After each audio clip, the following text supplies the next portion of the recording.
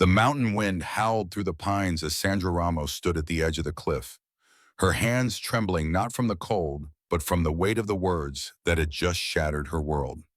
Below her, the valley stretched endlessly, a canvas of greens and browns that seemed to mock her despair. She had climbed this treacherous path for 3 hours, her 400-pound frame protesting every step, driven by a fury that burned hotter than the shame she carried.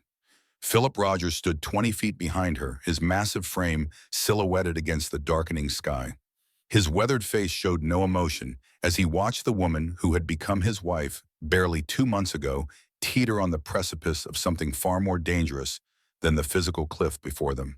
The letter in her hand fluttered in the wind, its contents having torn through their fragile new life like a blade through parchment. "I know what you are," Sandra had screamed at him moments before, her voice breaking with the weight of betrayal. "You married me for the money. You married me because you thought I was desperate enough to overlook anything.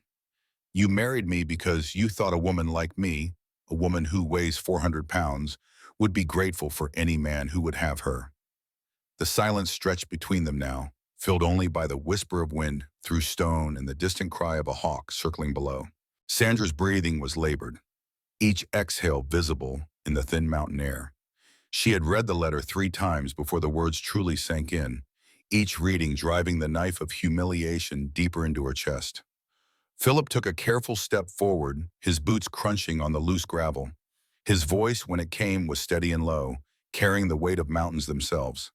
"Sandra," he said, and the single word seemed to hang in the air between them like a prayer. She turned then, her face streaked with tears that had carved clean paths through the dust of their climb. Her dark eyes blazed with a pain so raw it seemed to physically strike him. "I read it, Philip. I read every word. Your friend Nathan Miller made it very clear what kind of arrangement this is. What I am to you." The letter had arrived that morning, delivered by a rider who had traveled 2 days through dangerous territory to reach their remote cabin. Nathan Miller, Philip's longtime friend and the closest thing to family he had left, had written with what he clearly believed was helpful concern. His words burned in Sandra's memory even now, each phrase a fresh wound. "Philip," the letter had begun, "I hope this finds you well in your mountain retreat. I have been thinking much about your recent marriage, and I feel compelled to share some observations that may be of value to you. While I understand the practical benefits of your arrangement with the widow Ramos, I worry that you may not fully comprehend the challenges ahead." The letter had continued in this vein for 3 full pages, dissecting Sandra's weight, her lack of social standing, her desperate circumstances following her first husband's death. Nathan had written with the casual cruelty of a man who believed himself to be offering sage advice, never considering that his words might be read by anyone other than Philip. "She is clearly grateful for any man willing to take her on," Nathan had written, "and while this may make her more amenable to your needs, you must consider the long-term implications of binding yourself to a woman of her considerable size and limited prospects. The mountain life is harsh enough without the added burden of caring for someone so obviously ill-suited to its demands. Before we see how this ends, tell us where you are watching from and hype this video in the comments. This story a story of love, betrayal, and redemption in the unforgiving wilderness will test everything these two people thought they knew about themselves and each other." Sandra had read those words while Philip was out checking their traps, the letter having been left on their rough-hewn kitchen table by the rider who had departed before dawn. Each sentence had struck her like a physical blow, confirming every fear she had harbored about their hasty marriage, every doubt that had whispered in her ear during the quiet moments when Philip's kindness seemed too good to be true. "The practical benefits of your arrangement." The words echoed in her mind now as she stood on the cliff's edge, the valley yawning below her like an open grave. She had known, of course, that their marriage was not born of romantic love. She was not naive enough to believe that a man like Philip Rogers, respected throughout the territory for his skill as a trapper and his integrity in business, would choose her for her beauty or charm. Sandra had been a widow for 8 months when Philip first appeared at her door in the settlement of Pine Ridge. Her husband Samuel had died in a mining accident, leaving her with debts that consumed every asset they had possessed and threatened to strip away even the small cabin that had been their home. At 35 years old and weighing nearly 400 pounds, She had few options available to her in a world that judged women harshly for any deviation from accepted norms. The other widows in Pine Ridge had found new husbands within months of their loss. But Sandra knew that her circumstances were different. She had struggled with her weight since childhood, a condition that had worsened after 2 miscarriages early in her first marriage. The shame she carried was a constant companion, whispering reminders of her inadequacy at every turn. Philip had come to her cabin on a cold February morning, his hat in his hands, and his manner respectful, but direct. He had known Samuel, he explained, and had heard of her difficulties. He owned a substantial tract of land high in the mountains, along with a profitable trap line that provided him with a comfortable living. He needed a wife, and she needed security. The arrangement would benefit them both. There had been no flowery speeches, no declarations of affection. Philip had laid out the practical aspects of their potential union with the same methodical care he applied to setting his traps. He would pay off her debts and provide for her needs. In return, she would manage his household and provide him with a companionship. It was, he assured her, a fair exchange. Sandra had accepted his proposal after 3 days of consideration, driven not by desperation alone, but by a recognition that Philip Rogers was an honorable man who would treat her with respect. During their brief courtship, he had never made her feel ashamed of her size or her circumstances. He had spoken to her as an equal, sought her opinions on practical matters, and shown her a kindness that she had rarely experienced from others. Their wedding had been a simple ceremony performed by the circuit preacher in the presence of 2 witnesses. They had traveled to Philip's mountain cabin the following day, beginning a new life together in the isolated wilderness that Philip called home. For 2 months, Sandra had allowed herself to believe that she had found something approaching happiness. Philip's cabin was larger and more comfortable than anything Sandra had known. Built from massive pine logs and chinked with clay and moss, it stood in a clearing surrounded by towering evergreens that seemed to touch the sky itself. A clear stream ran nearby, providing fresh water year-round, and the location offered both privacy and protection from the harsh mountain weather. Philip had shown her through the cabin with obvious pride, pointing out the improvements he had made over the years. The main room featured a large stone fireplace that could heat the entire structure, while the kitchen was equipped with a cast-iron stove and ample storage for supplies. A separate bedroom provided privacy, and a small loft served as storage for furs and equipment. The isolation had not troubled Sandra as much as she had expected. After years of enduring the whispered comments and pitying glances of the townspeople in Pine Ridge, the solitude of the mountains felt like a blessing. Here, she could move about without fear of judgment, could speak freely without wondering how her words would be interpreted or repeated. Philip had proven to be a considerate companion during those first weeks of their marriage. He included her in decisions about their daily routine, listened to her suggestions for improving the cabin's efficiency, and treated her opinions with respect. He was not a talkative man by nature, but his actions spoke of a genuine desire to make their partnership work. In the evenings, they would sit by the fire while Philip worked on equipment, repairs, or planned the next day's activities. Sandra would mend clothes or prepare supplies for his expeditions, and they would share stories of their past lives. Philip spoke little of his own history, but Sandra learned that he had lost his parents in a fever epidemic when he was barely 20 and had lived alone in the mountains for more than 15 years. The physical aspects of their marriage had developed slowly and naturally. Philip had been patient and gentle, never making Sandra feel that her size was an obstacle or source of displeasure. Their intimacy was quiet and comfortable, lacking the passion of youth, but offering something perhaps more valuable, a sense of acceptance and mutual care. It was this growing sense of security that made Nathan Miller's letter so devastating. Sandra had begun to believe that Philip saw her as more than a convenient arrangement, that their partnership might be growing into something deeper. The letter's casual dismissal of her worth, its assumption that Philip viewed her as a burden to be endured rather than a companion to be valued, shattered the fragile confidence she had been building. Now, standing on the cliff, with the wind whipping her dark hair around her face, Sandra felt the full weight of her foolishness. She had allowed herself to hope, to believe that a man like Philip could see past her physical limitations to the woman beneath. Nathan Miller's letter had stripped away that illusion with brutal efficiency, revealing what she now believed to be the truth of their situation. Philip took another step closer, his movements careful and deliberate. The afternoon sun cast long shadows across the rocky ground, and Sandra could see the concern etched in the lines around his eyes. He was a handsome man in his rugged way, tall and broad-shouldered with the kind of weathered strength that came from years of hard living. That such a man had chosen her, even for practical reasons, had seemed like a miracle. Now it felt like the cruelest kind of joke. Sandra, Philip said again, his voice carrying a note of urgency that she had never heard before. Come away from the edge. We need to talk about this, she laughed then, a sound bitter and sharp that seemed to echo off the surrounding peaks. Talk about what, Philip?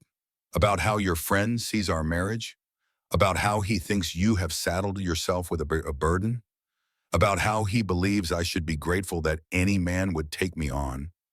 The words spilled out of her like water through a broken dam, each one carrying years of accumulated pain and shame. She had spent her entire adult life being reminded of her inadequacies, of the ways in which she failed to meet society's expectations for women. Nathan Miller's letter had simply given voice to what she believed everyone thought when they looked at her. Philip's jaw tightened, and for a moment, Sandra saw something dangerous flash in his dark eyes. Nathan Miller is a fool, he said, his voice carrying an edge of anger that surprised her. He knows nothing about our marriage, nothing about you, and nothing about what I want or need. But he is your friend, Sandra replied, turning to face him fully now. Her feet were still dangerously close to the cliff's edge, but she no longer seemed aware of the drop behind her. He has known you for years. He knows the kind of woman you would normally choose, the kind of woman who would be suitable for a man of your standing. Philip moved closer still, and Sandra could see the frustration building in his expression. There is no normally, Sandra. There is no other woman.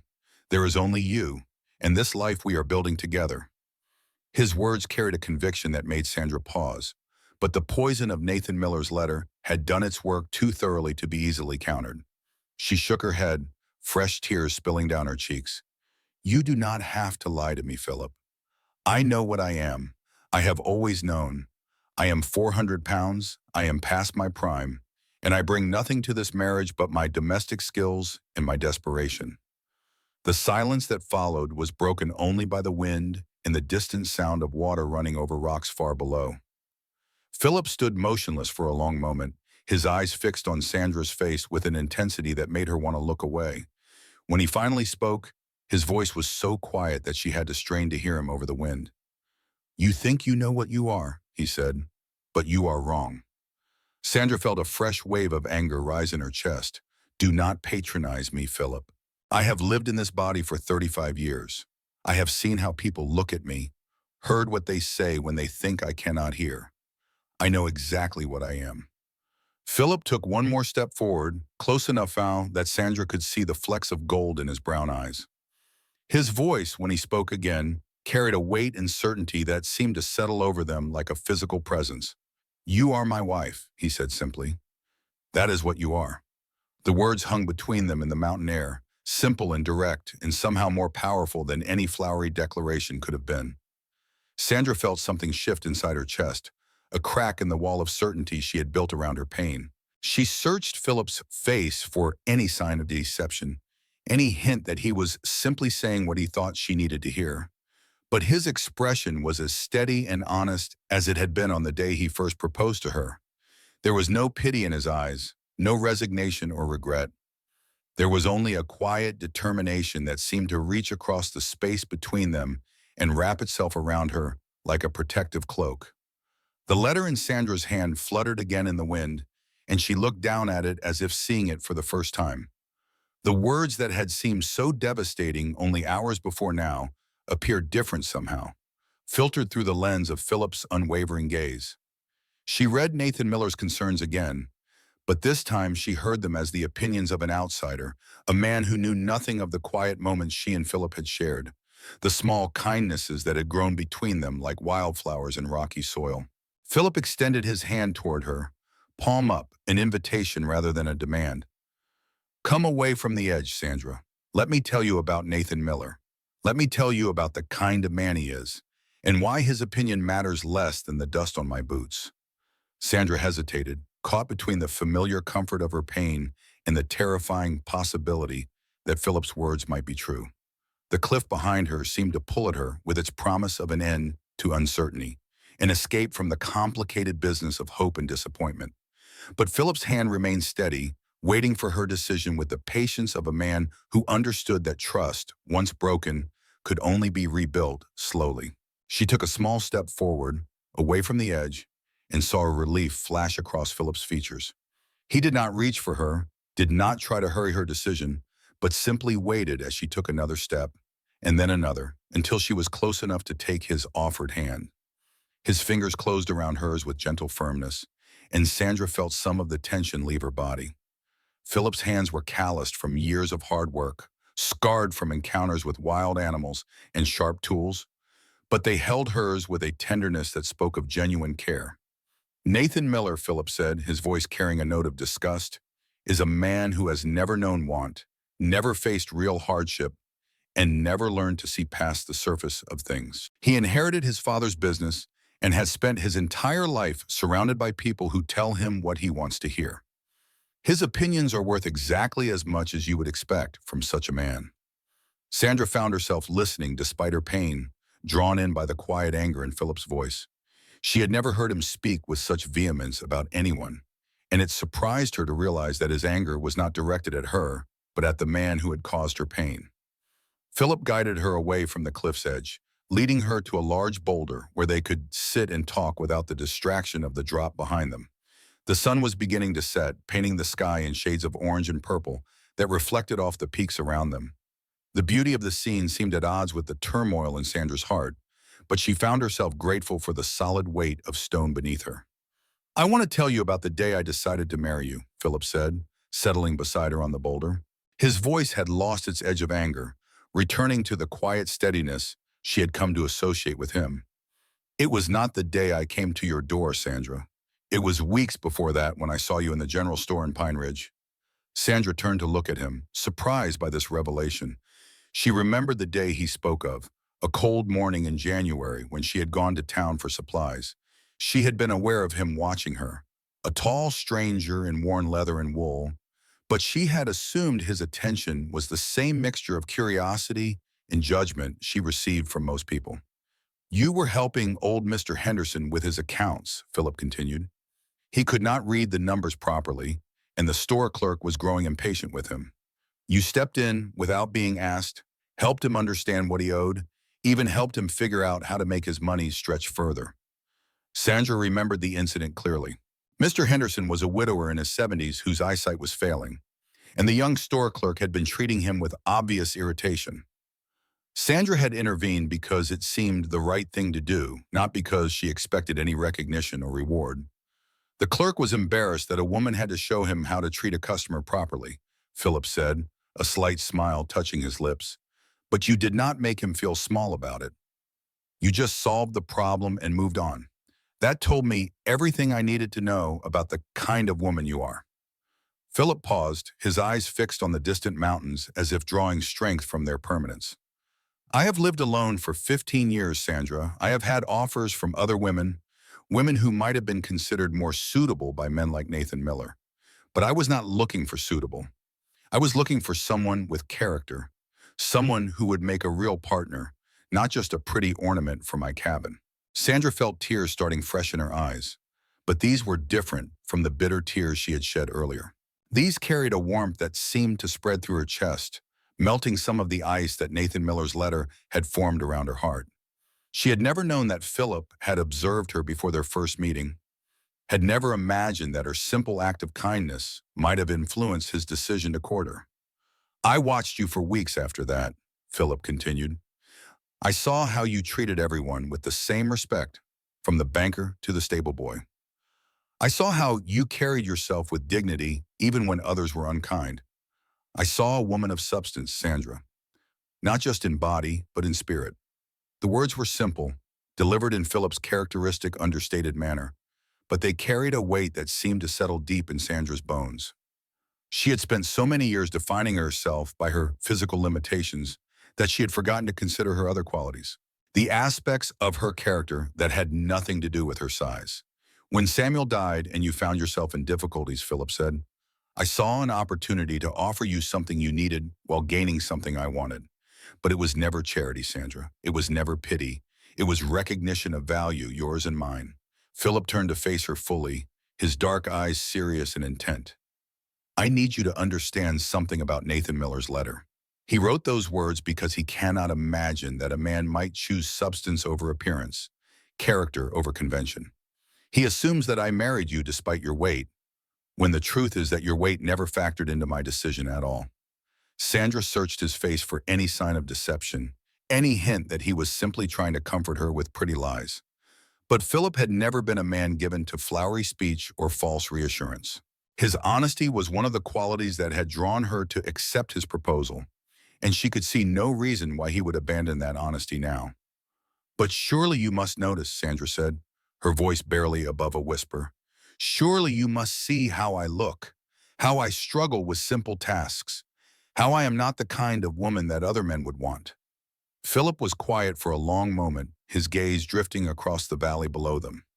When he spoke again, his voice carried a thoughtfulness that suggested he was choosing his words carefully. I notice that you make the best cornbread I have ever tasted, he said. I notice that you have mended every piece of clothing I own, and that they fit better now than when they were new. I notice that you listen when I talk about my plans for expanding the trap line, and that your suggestions have already saved me time and effort. He paused, turning back to meet her eyes. I notice that you laugh at my poor attempts at humor, even when they are not particularly funny. I notice that you have made our cabin feel like a home instead of just a place to sleep. I notice that you are the first person in 15 years who has made me look forward to coming back from the wilderness instead of just enduring the time between expeditions. Sandra felt her breath catch in her throat. She had done all of these things, but she had assumed they were simply the expected duties of a wife, the minimum payment for the security Philip provided. She had never considered that he might value them, might see them as gifts rather than obligations. As for how you look, Philip continued, his voice growing softer, I notice that your eyes are the color of rich earth after rain. I notice that your smile changes your entire face, makes you beautiful in a way that has nothing to do with size or fashion. I notice that your hands are gentle when you tend to cuts and scrapes, that your voice is soothing when I wake from bad dreams. The tears were flowing freely now, but Sandra made no effort to wipe them away. Philip's words were painting a picture of herself that she had never seen, a version of Sandra Ramos that was valued and cherished rather than merely tolerated. Nathan Miller sees a fat woman who should be grateful for any man's attention, Philip said, his voice hardening slightly. But that is because Nathan Miller is a small man with a small mind who has never learned to see past the surface of anything. His opinion means nothing to me, and it should mean nothing to you. Philip reached into his jacket and pulled out a folded piece of paper. Sandra recognized it immediately as Nathan Miller's letter, and she wondered when Philip had taken it from her. He held it up between them, the pages fluttering in the mountain wind. This letter tells me more about Nathan Miller than it does about you or our marriage, he said.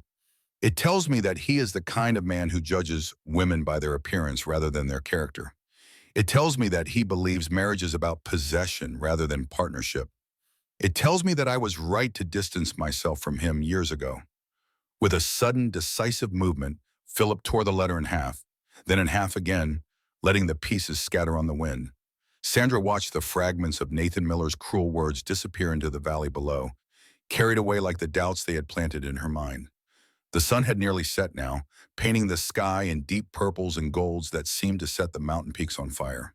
The temperature was dropping quickly, and Sandra could feel the chill seeping through her heavy wool coat. Philip noticed her shiver and moved closer, offering the warmth of his large frame without making her feel crowded or pressured. There is something else you need to know, Philip said, his voice taking on a different quality that made Sandra look at him more closely. Something I should have told you before we married, but I was not sure how you would receive it. Sandra felt a flutter of anxiety in her chest. After the emotional upheaval of the afternoon, she was not sure she could handle another revelation, another secret that might change everything between them. Philip seemed to sense her apprehension because he reached out and took her hand again, his touch reassuring and steady. It is nothing bad, Sandra, nothing that changes what we have built together, but it is something you deserve to know. He was quiet for a moment, gathering his thoughts, and Sandra could see that whatever he was about to tell her was difficult for him in some way. Philip was not a man who shared personal information easily, and she had learned to be patient when he struggled to find the right words. Before I came to the mountains, Philip said finally, I was married once before. Her name was Mary, and she died of consumption 3 years after our wedding. We were very young, barely out of our teens, and we thought we had all the time in the world. Sandra felt a complex mix of emotions wash over her. Surprise, certainly, because Philip had never mentioned a previous marriage, but also a strange kind of relief, because this revelation explains some of the sadness she had sometimes glimpsed in his eyes, the sense that he carried old wounds that had never fully healed. Mary was a small woman, Philip continued, his voice growing distant as he remembered. Tiny, really, barely 5 feet tall, and so delicate that she seemed like she might blow away in a strong wind. She was considered a great beauty by everyone who knew her, the kind of woman that other men envied me for winning. Sandra felt a stab of something that might have been jealousy, but it was quickly overwhelmed by compassion as she saw the pain in Philip's expression. She could see now why Nathan Miller's assumptions about his preferences might have seemed logical to someone who had known him during his first marriage. But Mary was not strong, Philip said, and Sandra could hear the old grief in his voice. She was not built for the kind of life I wanted to live. She hated the isolation of the mountain moraines, feared the wildlife, could not adapt to the physical demands of frontier living. Our marriage became a constant struggle between what I needed and what she could give. Philip paused, his gaze fixed on the darkening valley below them. When she got sick, I brought her back to town, thinking the doctor and her family could help her recover. But by then, the damage was done. She died angry with me, convinced that I had ruined her life by taking her away from civilization. Sandra felt her heart ache for the young man Philip had been, torn between love for his wife and the call of the wilderness that was part of his very nature. She could imagine the guilt he must have carried, the questions about whether his choices had contributed to Mary's death. After that, Philip said, I swore I would never again ask a woman to share a life she was not suited for. I came to the mountains alone, and I stayed alone because I believed that was the only way to avoid causing that kind of pain again. Philip turned to look at Sandra directly, his eyes reflecting the last light of the setting sun. But when I watched you in Pine Ridge, I saw something different. I saw a woman who was already strong, already tested by hardship, already adapted to a difficult life. I saw someone who might not just survive in the mountains but thrive here. The words settled over Sandra like a warm blanket, wrapping her in a sense of belonging she had never experienced before. Philip was not comparing her to his first wife, was not finding her lacking against some idealized standard. He was seeing her as uniquely suited for the life they were building together. Your size, Sandra, is not a weakness in this place, Philip said, his voice growing stronger and more certain. It is a strength. You are built for endurance, for surviving harsh winters and lean times. You are not fragile, not delicate, not likely to break under pressure. You are exactly what this life requires. Sandra felt something fundamental shift inside her, a reframing of everything she had believed about herself and her place in the world. For so many years, she had seen her weight as a failure, a sign of her inadequacy and lack of self-control. But Philip was offering her a different perspective, one that saw her body not as a burden, but as an asset perfectly suited to their circumstances. The first stars were beginning to appear in the darkening sky, and Sandra could hear the distant howl of wolves echoing through the valleys below them. The sound that might have frightened her in her previous life now seemed like a natural part of the mountain symphony, a reminder that they were part of something larger and wilder than the civilized world she had known. Philip stood and extended his hand to her again. We should head back to the cabin, he said. It will be full dark soon, and the temperature is dropping fast. Sandra took his hand and allowed him to help her to her feet, marveling at how different this simple gesture felt now compared to just hours earlier. When they had climbed to this spot, she had been running from pain and shame, driven by a need to escape the crushing weight of Nathan Miller's words. Now, as they prepared to descend, she felt like she was walking towards something instead of away from it. The path down the mountain was treacherous in the growing darkness, but Philip moved with the sure-footed confidence of a man who had walked these trails countless times. He stayed close to Sandra, offering his arm for support when the footing was uncertain, but never making her feel helpless or incapable. As they walked, Sandra found herself thinking about the months since their marriage in a new light. She remembered the morning when Philip had returned from a 3-day hunting trip to find that she had reorganized his entire supply storage system, making it more efficient and accessible. Instead of being annoyed by her presumption, he had studied her changes carefully and then thanked her for improving something he had struggled with for years. She thought about the evening when she had fallen while carrying water from the stream, twisting her ankle and soaking herself in the icy mountain water. Philip had carried her back to the cabin without comment, tended to her injury with gentle efficiency, and then made her favorite tea while her clothes dried by the fire. There had been no impatience in his manner, no suggestion that her clumsiness was a burden he had to bear. Most clearly, she remembered the night when she had woken from a nightmare about Samuel's death, sobbing and disoriented in the darkness. Philip had held her until the terror passed, stroking her hair and murmuring reassurances that had nothing to do with duty or obligation and everything to do with genuine care. These memories, viewed through the lens of Philip's revelations, painted a picture of a marriage that was far more than a practical arrangement. They showed two people learning to care for each other, to build something meaningful together, despite their different backgrounds and the unusual circumstances that had brought them together. By the time they reached the cabin, Sandra felt as though she had descended more than just a mountain. She had somehow climbed down from the peak of her despair and found solid ground beneath her feet again. The warm glow of lamplight spilling from their windows looked like the most beautiful sight she had ever seen. Philip held the door open for her, and Sandra stepped into the familiar warmth of their home. The cabin looked exactly as they had left it that morning, but everything felt different now. The simple furniture that Philip had made with his own hands, the quilts that Sandra had sewn during the long winter evenings, the photographs and small treasures that marked their shared life, all of it seemed to glow with new significance. Philip moved to stir up the fire while Sandra removed her coat and boots, the domestic routine as comfortable as breathing. But there was a new awareness between them now, a sense that they had crossed some invisible threshold and emerged into unfamiliar but promising territory. "Sandra," Philip said as he straightened from the fireplace, "there is one more thing I need you to understand." She looked at him expectantly, no longer afraid of his revelations but curious about what else he might share. "When Nathan Miller writes about the practical benefits of our arrangement, he is not entirely wrong," Philip said. "This marriage does benefit us both in practical ways. But he makes the mistake of thinking that practical benefits and genuine affection are mutually exclusive." Philip moved closer to where Sandra stood, his expression serious but warm. "I did not marry you despite who you are, Sandra. I married you because of who you are, because you are strong enough for this life, kind enough to make it worth living, and wise enough to be a true partner rather than just a dependent." Sandra felt tears threatening again, but these were tears of relief and gratitude rather than pain. She had spent so many years believing that she was unworthy of genuine love, that any man who showed interest in her must be motivated by desperation or pity. Philip's words were offering her a different story about herself, one in which she was the heroine rather than the burden.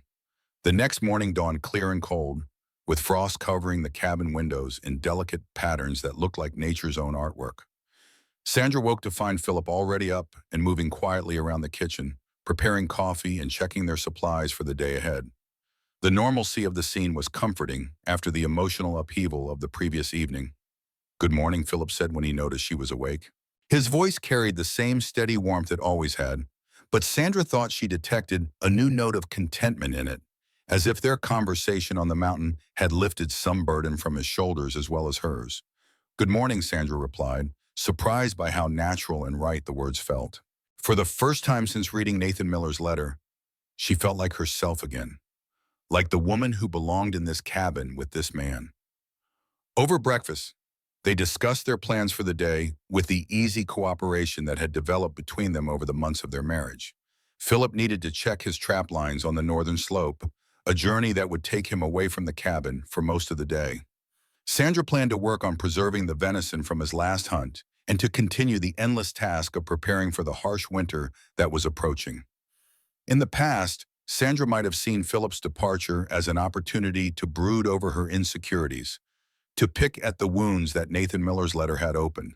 But this morning, she found herself looking forward to the quiet productivity of the day, to the satisfaction of contributing to their shared survival in this demanding place. As Philip prepared to leave, he paused at the door and looked back at Sandra with an expression that seemed to hold all the words they had shared on the mountain, and many more they had not yet found the courage to speak.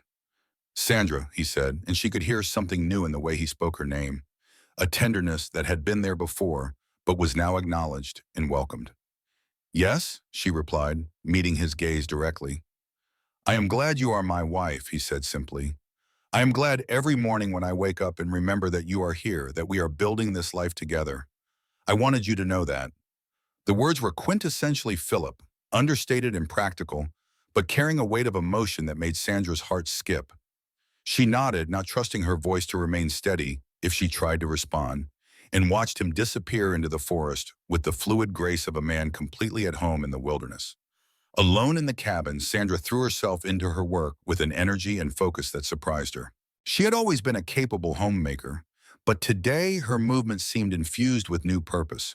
This was not just the maintenance of a household, she realized. This was the building of a home, the creation of a sanctuary where she and Philip could weather whatever storms life might send their way. As she worked, Sandra found herself thinking about the future in ways she had not dared to before. She imagined the cabin expanded and improved, perhaps with a larger kitchen and a workshop where Philip could work on his equipment during the long winter months. She imagined gardens planted in the spring, vegetables and herbs that would make their meals more varied and nutritious. Most daringly, she allowed herself to imagine the possibility of children, a thought that had seemed impossible during her first marriage when two miscarriages had convinced her that motherhood was not meant to be part of her story. But here, in this place where she was valued for her strength rather than judged for her size, the idea seemed less like a foolish dream and more like a genuine possibility. The day passed quickly, marked by the rhythm of familiar tasks and the satisfaction of work well done. When Sandra heard Philip's boots on the cabin steps as evening approached, she felt a flutter of anticipation that was entirely new to her experience of marriage. She was eager to see him, to share the small details of her day, to continue the conversation they had begun on the mountain. Philip entered the cabin carrying the results of a successful day, several rabbits, and a small deer that would provide them with fresh meat for weeks. But Sandra noticed that his attention went first to her face, checking her expression as if to assure himself that the peace they had found the night before was still intact. How was your day? He asked, and Sandra could hear genuine interest in the question, not just polite inquiry. Productive, she replied, gesturing to the neat rows of preserved meat that now filled their larder.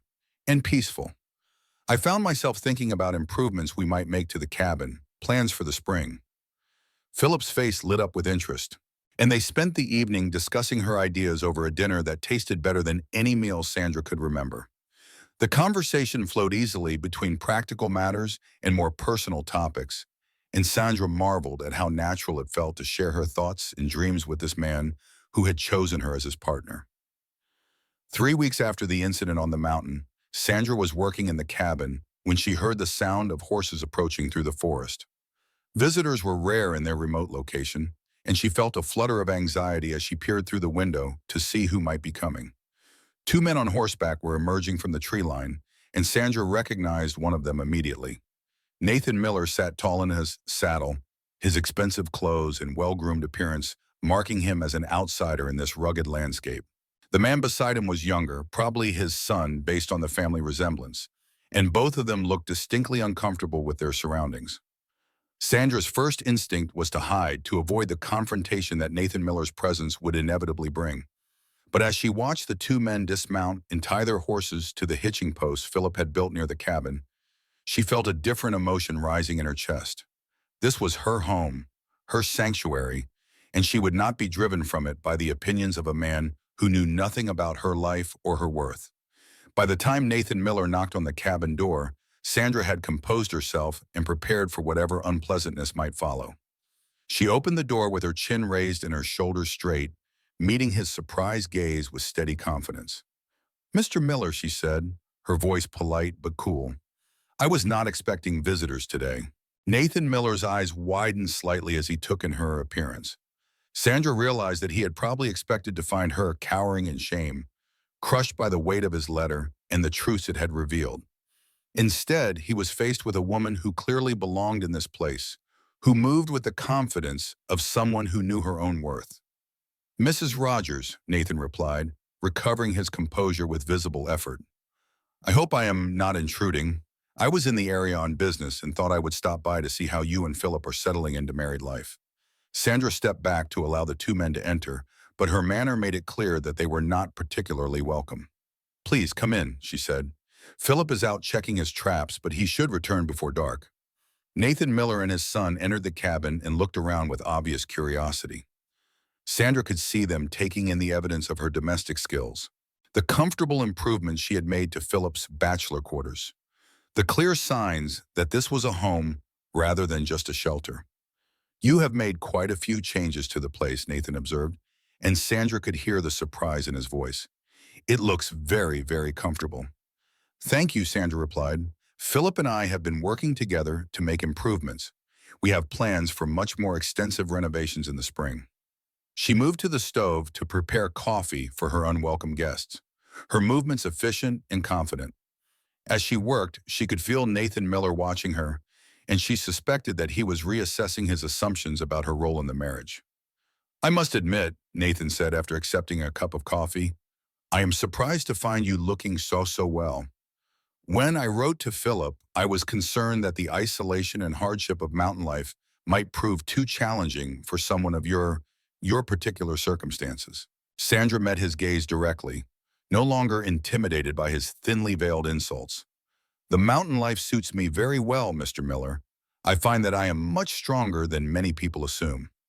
Nathan's son shifted uncomfortably in his chair, clearly embarrassed by his father's rudeness.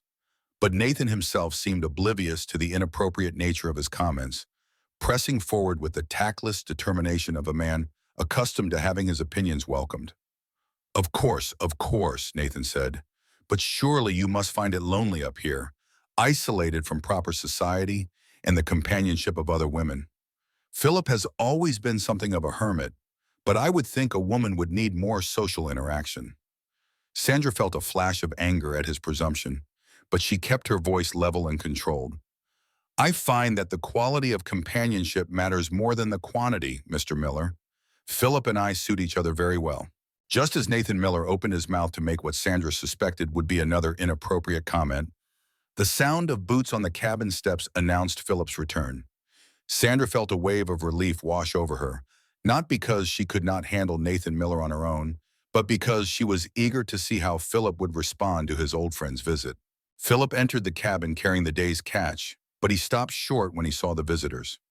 His expression went carefully neutral, the kind of polite mask he wore when dealing with people he did not trust. Sandra could see the tension in his shoulders as he set down his gear and turned to face Nathan Miller. "Nathan," Philip said, his voice carrying no warmth despite their long history. "This is unexpected." "Philip," Nathan replied, rising from his chair, with a broad smile that did not reach his eyes. "I was passing through the area and thought I would stop by to see how married life is treating you." Philip's gaze moved to Sandra, and she saw him take in her composed demeanor, the way she stood straight and unashamed in her own home. Something passed between them in that moment, a silent communication that spoke of trust and partnership. "Married life is treating me very well," Philip replied, moving to stand beside Sandra in a gesture that clearly marked his allegiance. "My wife has made this cabin into a real home." Nathan Miller's smile faltered slightly at the warmth in Philip's voice when he spoke of Sandra. It was clear that he had expected to find a different situation, perhaps a marriage strained by the realities of frontier life and the burden of an unsuitable wife. "I am glad to hear it," Nathan said, though his tone suggested he was anything but glad. "I must admit, I have been concerned about you since I learned of your marriage. It seems so sudden, so unlike your usual careful deliberation." Philip's expression hardened, and Sandra could see the anger building in his dark eyes. "My marriage is exactly what I wanted it to be, Nathan. I chose my wife carefully, and I have no regrets about that choice." The tension in the room was thick enough to cut, and Nathan's son looked like he wished he could disappear entirely. But Nathan himself seemed oblivious to the danger he was courting, pressing forward with his offensive observations. Of course," Nathan said, "but you must understand my concern. After your experience with Mary, I thought you would be more cautious about taking on the responsibility of a wife who might not be suited to this harsh life." The mention of Philip's first wife was clearly intended as a blow, a reminder of past tragedy that Nathan hoped would undermine Philip's confidence in his current marriage. But instead of the desired effect, Nathan's words seemed to crystallize something in Philip's expression. Philip stepped forward, his imposing frame suddenly seeming to fill the small cabin. His voice, when he spoke, carried a quiet menace that made even Sandra shiver. "You will not speak of my first wife in front of my current wife," Philip said, each word carefully enunciated. "And you will not presume to judge the suitability of a woman you do not know for a life you could never understand." Nathan Miller finally seemed to realize that he had overstepped, but his pride prevented him from backing down gracefully. "I am simply concerned for your welfare, Philip. As your oldest friend, I feel obligated to speak honestly about what I observe." Philip laughed, but there was no humor in the sound. "My oldest friend," he repeated. "Is that what you call a man who writes insulting letters about my wife? A man who comes to my home and questions my judgment? A man who cannot see past his own prejudices to recognize quality when it stands in front of him?" Sandra felt a surge of pride and gratitude at Philip's words. He was not just defending her, she realized. He was defending their marriage, their choices, their right to build a life together without interference from small-minded outsiders. Nathan Miller's face flushed red with anger and embarrassment. "I was trying to help you, Philip.